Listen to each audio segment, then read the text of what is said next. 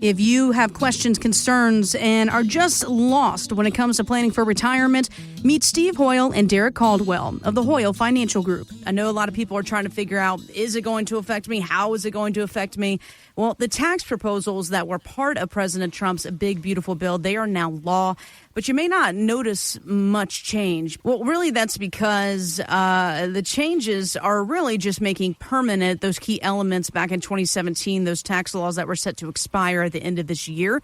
So all the lower tax brackets that Americans have enjoyed in recent years, good news, they're going to stay the same. But does it loosen up planning for after-tax Roth conversions? Derrick, take it away. Yeah, I think it does. It kind of changes a little bit on our time frame. For Roth conversions, when some of the plans we put in place, we're already reevaluating those. That hey, we can stretch this conversion time frame that we set in order a couple years ago.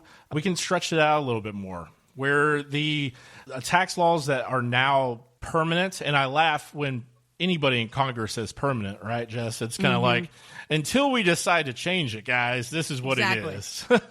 And so it kind of changes some of our time frames there, that we have a little bit more wiggle room to work with.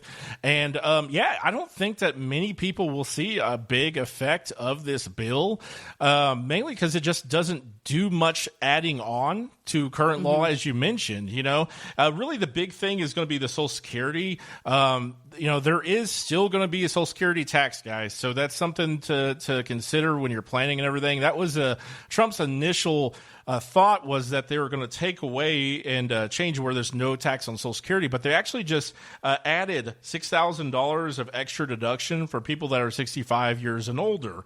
And that's with income up to $75,000. So, and joint filers $150,000 before they phase that out. So a lot of your high income earners are still going to be hit with Social Security income tax. It really helps the people that earn $150,000 less as couples and $75,000 less as individuals. So it does help. There is some of that, but it's really going to help on tax time. Right? It's not going to help you paycheck to paycheck like they were initially kind of telling everybody that, hey, some of this tax is relief. You may get $20, $30 more on your Social Security when you receive it. No. It's not going to be that way. Come tax time, when you file, you'll get an extra deduction, everything, which does help. But let me go to the biggest thing here, Jess, with this bill is that, yes, it does provide Social Security relief. It does make semi-permanent, because I'm not going to use permanent like the government officials do, because they will change this tax law whenever it suits them, make no mistake.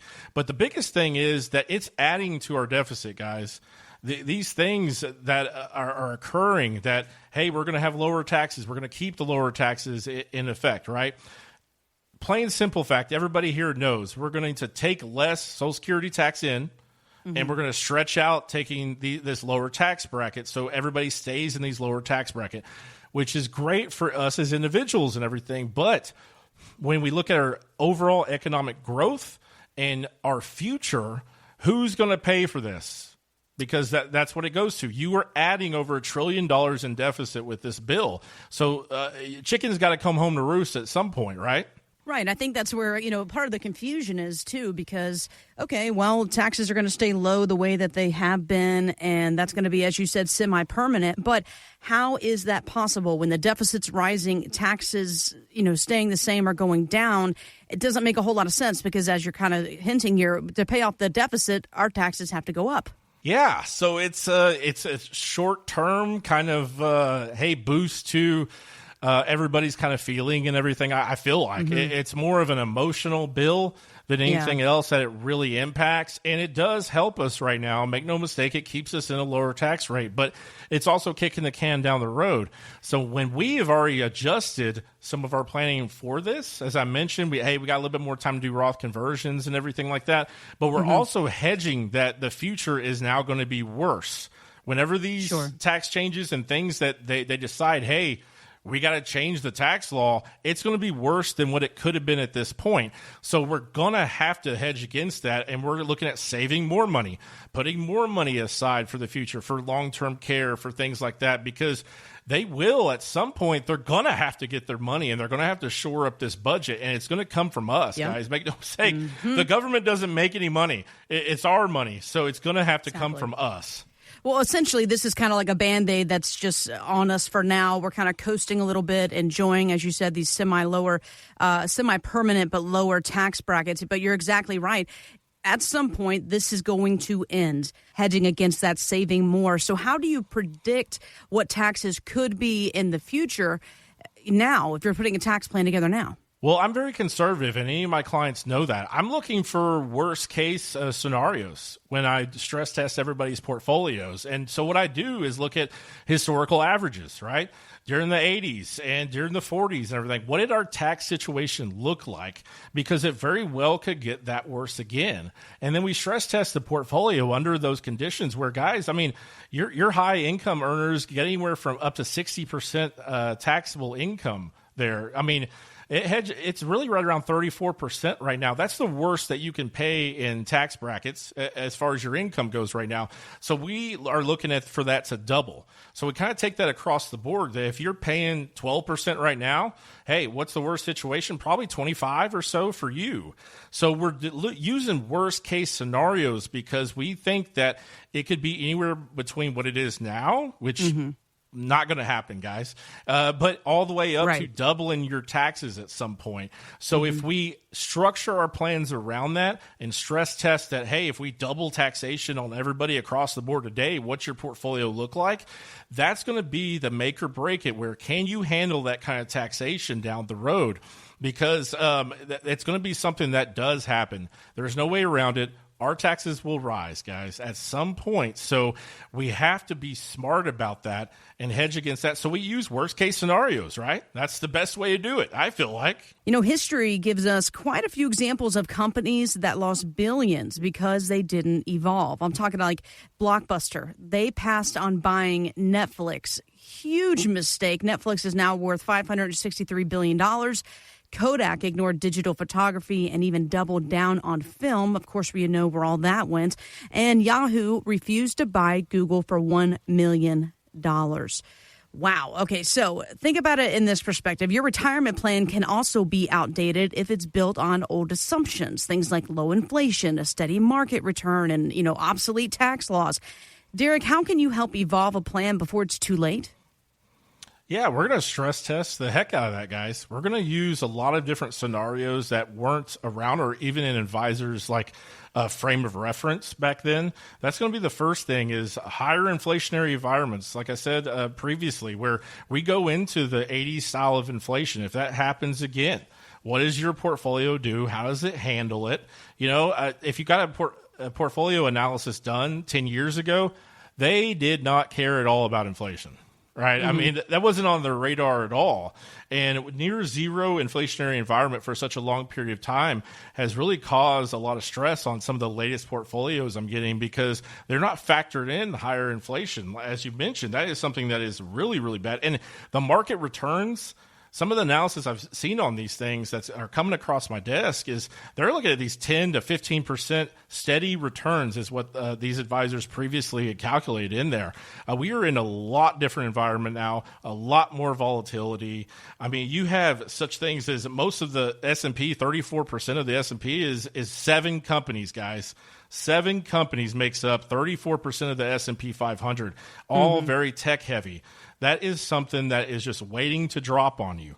So diversification's key. We're looking at all these different things when we look at everybody's plans when they bring in, but it's easier to do it now than waiting 10 years when all these things have happened.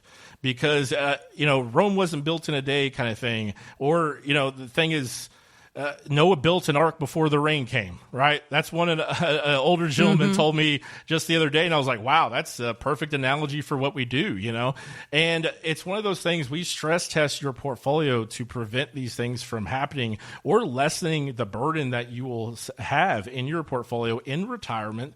And in layman's terms, guy, we make it easier to do the things you want to do in retirement. If you want to go and spend time with your family, fantastic. That's what we want you to do. We don't want you to look at the news every single day. So we put together all this information and put together your probability of success, right? We always want to see 95% or higher probability of success. That is the key to a successful retirement. And that 5%, guys, nobody but God knows. I'll tell you that right now. When when we go through your portfolio, it is stress tested to the max to make sure that your assets, make sure your legacy, all these things, whether it's long-term care, in-home care, your will, power of attorney, all these things are set up for your success. We factor all that in and give you a number of your probability of success so you can sleep at night and you can make sure that you live the retirement you want to. Derrick, I got to be honest with you. These people at the Fed Reserve, they are on my nerves. They cannot figure out what they're trying to do. And in the meantime, we're all just kind of sitting ducks here, right? They have the opportunity to make another decision on whether to cut interest rates at the end of this month here. But market strategist Drew Mattis tells CNBC that he's not holding his breath. The Fed really can't cut until they see solid evidence of weakening. And that means the unemployment rate needs to move higher. Without the unemployment rate moving higher, Powell's just kind of stuck because inflation is still a little too high. And the absolute worst thing the Fed could do is cut the Fed funds rate and have the 10-year yield move. All right, so let's talk about this here because, when interest rates are higher, there is sort of a benefit there with annuities. They generally follow that so that you can capitalize on this. So for people trying to time the annuity market, Derrick, what's your message about that? Well, I still think we have a little bit more time. They're going to meet at the end of this month, but I don't really foresee rate cuts until a little bit later this year. So I do think that we have a little bit more time, but I'll tell everybody the same thing. It's just like trying to time the market, right? Everybody's like, hey, buy low, sell high. If it was that easy, everybody would be doing it, right? So smarter people than me tell you not to time the market. And I'm telling you the same thing here. Don't time the annuity market or anything like that, or even CDs. If there is a need in your portfolio for a good rate on an annuity or a CD, then take it now, right? The rates are not going to go, in the case of CDs or annuities, are not going to go back up to 5.5 or so, right? I think right now, most annuities, fixed rates, on a 5-year even, it's about 5.25, 5.4, right around there. It's not going to go into the 6 or 7% range again, guys. So get that off the table. It's not like you're going to miss out a whole bunch there. But what you will do is miss out on the income that you can generate off that should it go down to 5 or 4 or 3, right? So now's the time to take advantage of the higher annuity rates because they're not going to go up more. And, hey, guys, worst case, if I'm wrong, you lost out on 0.1% higher rate by waiting. So everything is act. Do what's in your best interest. Make sure that you have a need for that in your portfolio, and that's where we come in because we'll tell you, hey, no, you don't need that in your portfolio. You need this instead. We'll do a portfolio analysis for you, but if there is a need, I rest assured we will find you the best rate out there. Whole Financial, we are with 40 different insurance companies, guys, across the board. Doesn't matter. Whoever gives you the best rate that fits your portfolio, that's who you're going with. And even CDs. We have access to hundreds and hundreds of CDs all over the country. We can find you the best rate that's available right now. Don't sit there and go, well, I think it's going to go up 0.1% and miss out when it drops. Because when it does drop and the Fed lowers that rate, it's going to drop quickly. So unless you're just sitting there watching the news, which none of my clients should be, that is not how we want to live life. Let us do the heavy lift in there and make sure that it fits your need. And also, what does your portfolio need in income? Things like that occur where, hey, if it's 5.4 versus 5.2, okay, I don't need either. Maybe there's a different thing in your portfolio that would maximize your income better, like a fixed index annuity with an income rider, because those can produce far more income than what you would get off a CD or a fixed annuity like that. Even dividend portfolios. I mean, if you're a dividend buyer, those are fantastic ways of boosting income that you're looking at. So once again, it's a lot about what fits your lifestyle, your portfolio. But the time is, if it's the time now to buy that for you, I'm going to tell you. We're going to sit down and we're going to say, this is what we're going to get for you right now. It's the best available. It is time now to make a move because it's doing nothing sitting in cash. Maybe you're getting 3 or 4% at your local bank, but you're not doing anything with that. So whether it's just part of your cash portfolio, that's fantastic. But if you have excess cash that's sitting there, make a move today.